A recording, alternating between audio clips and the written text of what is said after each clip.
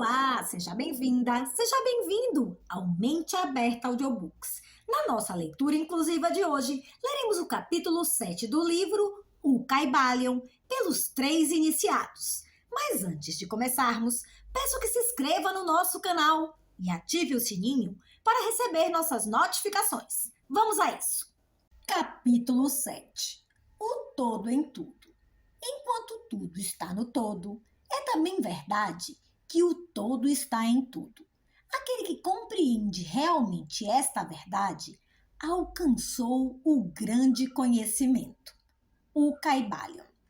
Quantas vezes a maioria das pessoas ouviram repetir a declaração que a sua divindade, chamada por muitos nomes, era todo em tudo, e quão pouco suspeitaram elas da verdade oculta, encoberta por estas palavras tão descuidadamente pronunciadas. A expressão comumente usada é uma sobrevivência da antiga máxima hermética acima citada. Como diz o Caibalion, aquele que compreende realmente esta verdade alcançou o grande conhecimento. E sendo assim, permite-nos examinar esta verdade, cujo conhecimento tanto significa. Nesta exposição da verdade, esta máxima hermética está encoberta uma das maiores verdades filosóficas, científicas e religiosas. Nós vos explicamos o preceito hermético a respeito da natureza mental do universo. A verdade é que o universo é mental. Ele está dentro da mente do todo. Diz o Caibalion na passagem citada acima. Tudo está no todo. Mas note-se também a declaração correlativa que é também verdade que o todo está em tudo. Esta declaração aparentemente contraditória é reconciliável pela lei do paradoxo. É, aliás, uma exata declaração hermética das relações que existem entre o todo e o seu universo mental. Vimos que tudo está no todo. Vejamos agora o outro aspecto do assunto. Os ensinamentos herméticos são, com efeito, que o todo está iminente, permanece, está inerente, habita no seu universo e em cada partícula, unidade ou combinação dentro do universo. Esta expressão é geralmente ilustrada pelos instrutores como uma referência ao princípio de correspondência. O instrutor ensina o discípulo a formar uma imagem mental de uma coisa, uma pessoa ou uma ideia, porque todas as coisas têm uma forma mental, dando como exemplo o ator dramático que forma uma ideia dos seus caracteres, ou um pintor ou escultor que forma uma imagem de um ideal que ele procura exprimir pela sua arte. Neste caso, o estudo deve compreender que, enquanto a imagem tem a sua existência, o ser, somente em sua própria mente, ao mesmo tempo ele, o estudante, autor, dramaturgo, pintor ou escultor, está em certo sentido imanente e permanece, habita na imagem mental. Em outras palavras, toda a virtude, vida, espírito e realidade da imagem mental é derivada da mente imanente do pensador. Considerai isto por um momento e logo compreendereis a ideia. Para tomarmos um exemplo moderno, diremos que Otelo, Iago, Hamlet, Lear, Ricardo III existiram somente na mente de Shakespeare no tempo da sua concepção ou criação. E ainda, Shakespeare também existiu em cada um destes caracteres, dando-lhes a sua vitalidade, espírito e ação. Qual é o espírito dos caracteres que conhecemos como Micawber, Oliver Twist, Uriah Heep? Será Dickens? Ou cada um destes caracteres terá um espírito pessoal, independente do seu criador? tem a Vênus de Médici, a Madonna Sistina, o Apolo de Belvedere, espírito e realidade de si próprios, ou representam eles o poder espiritual e mental dos seus criadores? A lei de paradoxo demonstra que as duas proposições são verdadeiras, consideradas no seu próprio ponto de vista. Micawber é Micawber e é também Dickens. E demais, enquanto Micawber pode ser dito Dickens, o mesmo Dickens não é idêntico a Micawber. O homem, como Micawber, pode exclamar: o espírito do meu Criador está inerente em mim, e apesar disso, eu não sou ele. Quão diferente é esta da horrível meia-verdade, tão estrondosamente anunciada por alguns dos falsos sábios que enchem a atmosfera dos seus gritos. Eu sou Deus! Imagina o pobre diabo de Micawber ou de Uriah Heep gritando: eu sou Dickens! Ou algum dos humildes bobos das peças de Shakespeare anunciando com grande eloquência: eu sou Shakespeare! O todo está até na minhoca. Contudo, a minhoca está longe de ser o todo. E até é de admirar que, conquanto a minhoca só exista como uma coisa humilde, criada e tendo a sua existência na mente do todo, ele, o todo, esteja imanente na minhoca e nas partículas que a formam. Haverá talvez um mistério maior que o de tudo no todo e o todo em tudo?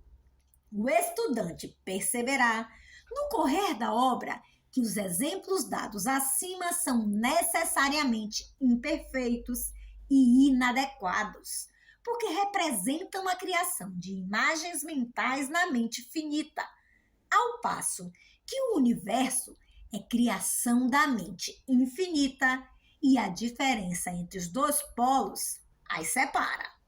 E assim, é simplesmente uma questão de grau, porque em ambas o mesmo princípio está em operação.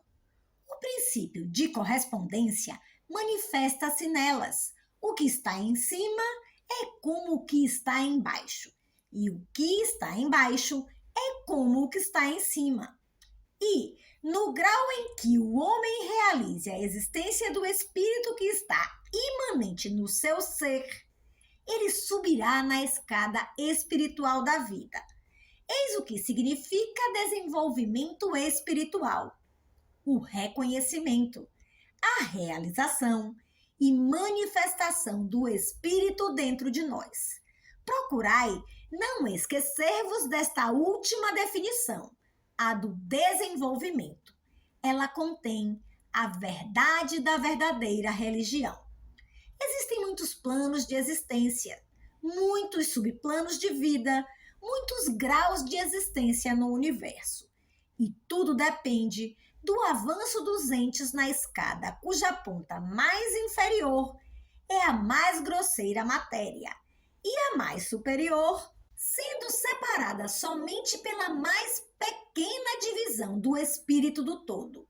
Nesta escada da vida, tudo se move em cima e embaixo. Todos estão no caminho, cujo fim é o todo. Todo o progresso é uma volta à morada própria. Tudo está em cima e embaixo, apesar de todas as aparências contraditórias. Tal é a mensagem do iluminado. Os preceitos herméticos referentes ao processo de criação mental do universo são que, no começo do ciclo de criação, o todo, em seu aspecto de existência, projeta a sua vontade sobre o seu aspecto de estado, e o processo de criação começa. Dizem que o processo consiste no abaixamento da vibração até que é alcançado um grau bem inferior de energia vibratória, no qual ponto é manifestada a forma mais grosseira possível da matéria. Este processo é chamado o estado de involução, em que o todo está involuído, ou envolvido dentro da sua criação. Este processo é considerado pelos hermetistas como tendo correspondência com o processo mental de um artista, escritor ou inventor, que também fica envolvido na sua criação mental, como quase esquecendo a sua própria existência e que por algum tempo quase vive na sua criação. Se em vez de envolvido usarmos a palavra êxtase, talvez possamos dar uma pequena ideia do que queremos dizer. Este estado involutivo da criação é muitas vezes chamado a efusão da energia divina. Como o estado evolutivo é chamado infusão. O polo extremo do processo de criação é considerado como sendo o mais afastado, movido pelo todo, enquanto que o princípio do estado evolutivo é considerado como o princípio da volta do pêndulo do ritmo, sendo expressa em todos os ensinamentos herméticos uma ideia de volta à casa. Os preceitos são que durante a efusão, as vibrações tornam-se cada vez mais inferiores, até que finalmente a restringência cessa e as vibrações de volta começam. Mas há uma diferença, ao passo que, na efusão, as forças criadoras manifestam-se compactamente e como um todo. No começo do estado evolutivo ou de infusão, é manifestada a lei de individualização, que é a tendência em separar em unidades de força, até que finalmente aquilo que se separou do todo como energia não individualizada volte à sua fonte como unidade de vida altamente desenvolvida, tendo subido de mais a mais na escada por meio da evolução física, mental e espiritual. Os antigos hermetistas usam a palavra meditação ao descrever o processo da criação mental do universo na mente do todo. A palavra contemplação sendo também frequentemente empregada.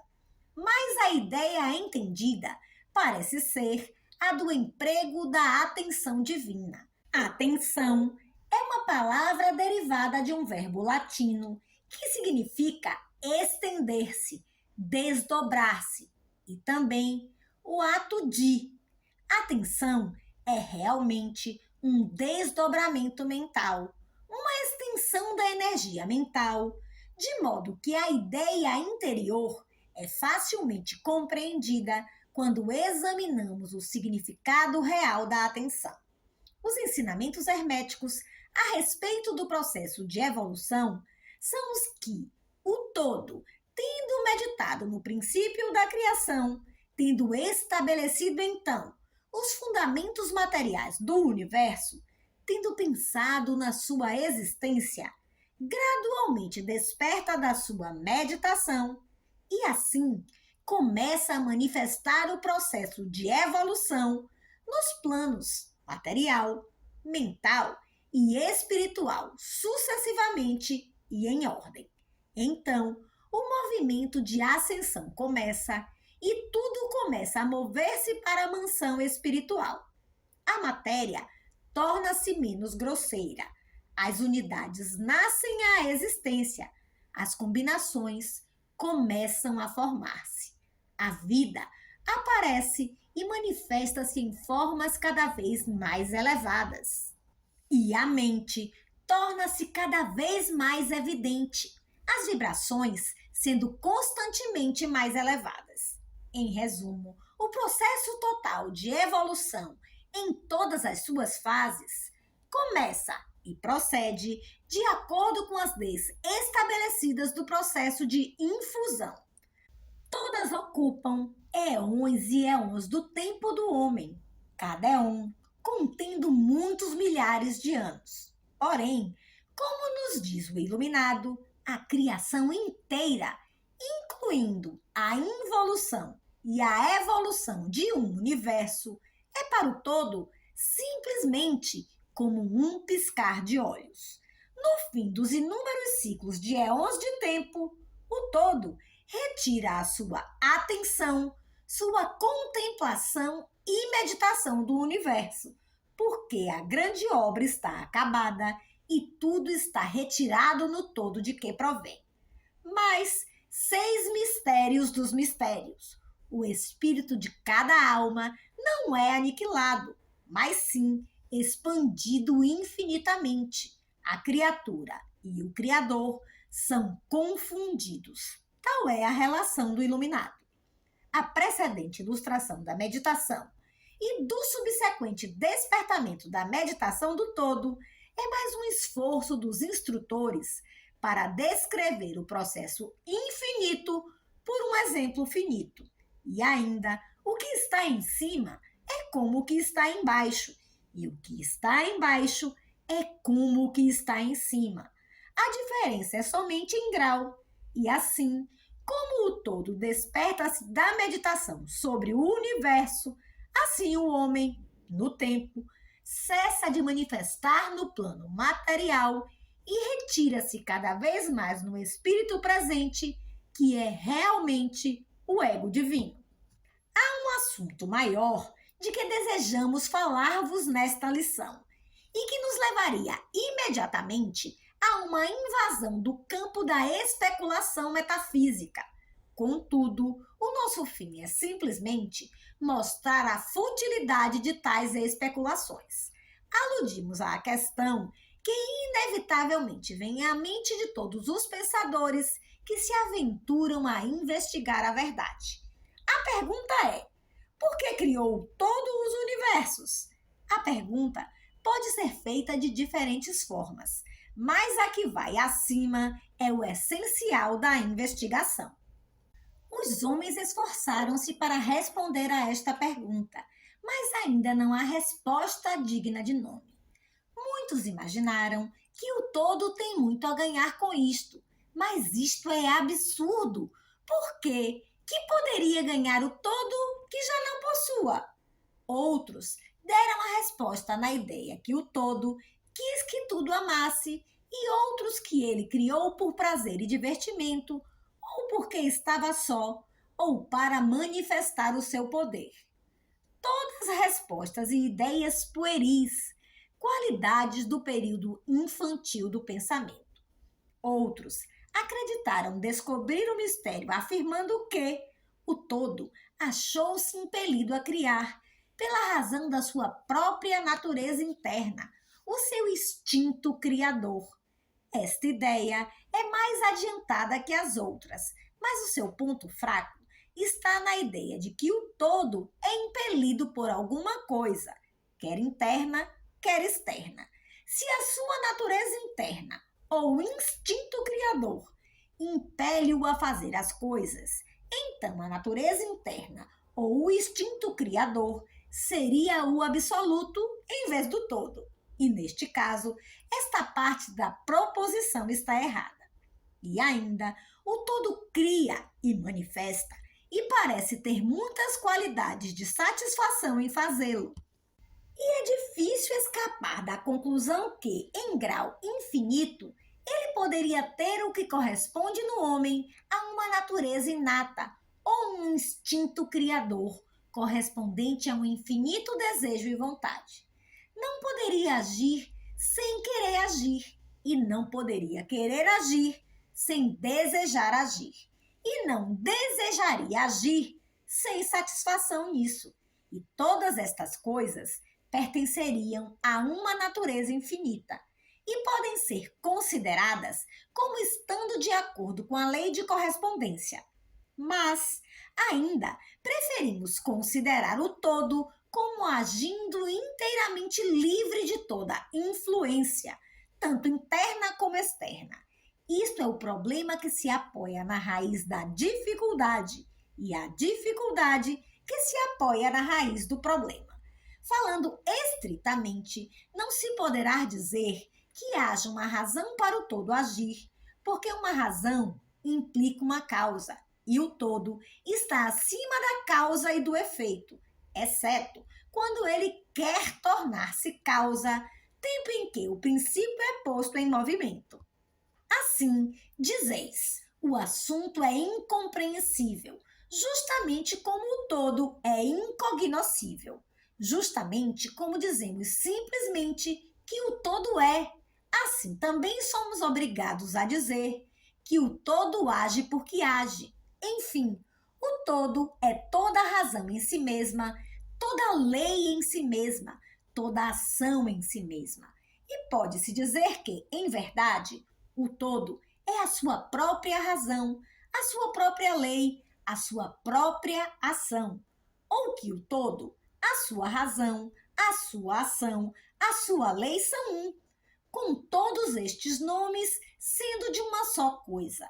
Na opinião dos que vos dão estas lições, a resposta se encerra no próprio íntimo do todo, junto com o seu segredo de existência. A lei de correspondência, na nossa opinião, compreende somente este aspecto do todo, que pode ser chamado o aspecto de estado.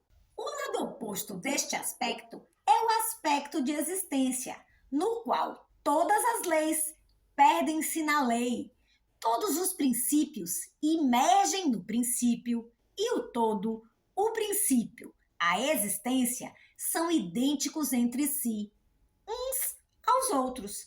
Por isso, as especulações metafísicas sobre este ponto são fúteis. Entramos aqui no assunto simplesmente para mostrar que conhecemos a pergunta e também o absurdo das respostas ordinárias das metafísicas e teologias. Em conclusão, poderá ser de interesse aos estudantes dizer-lhes que, apesar de muitos dos antigos e modernos preceitos herméticos tenderem a aplicar o princípio de correspondência à questão, com o que resulta a conclusão da natureza íntima, mesmo assim, as lendas contam que Hermes, o Grande, sendo interrogado sobre esta questão pelos seus adiantados discípulos, respondeu-lhes, fechando os seus lábios com firmeza e não dizendo uma palavra, indicando que não havia resposta. Mas então, ele podia ter entendido de aplicar o axioma da sua filosofia que diz: os lábios da sabedoria estão fechados, exceto aos ouvidos do entendimento, significando que ainda os seus discípulos adiantados não possuíam o entendimento que os habilitava ao preceito. Seja como for, se Hermes possuía o segredo, ele deixou de o comunicar. E embora o mundo tome muito interesse, os lábios de herméticos estão fechados a este respeito. E quando o grande Hermes hesitou em falar, qual mortal poderá atrever-se a ensinar? Porém, deveis lembrar que, ainda que seja aquela a resposta deste problema, se porventura há uma resposta, permanece a verdade que, enquanto tudo está no todo, é também verdade que o todo está em tudo. O preceito é enfático e podemos acrescentar-lhe as palavras conclusivas de citação. Aquele que compreende realmente esta verdade alcançou o grande conhecimento.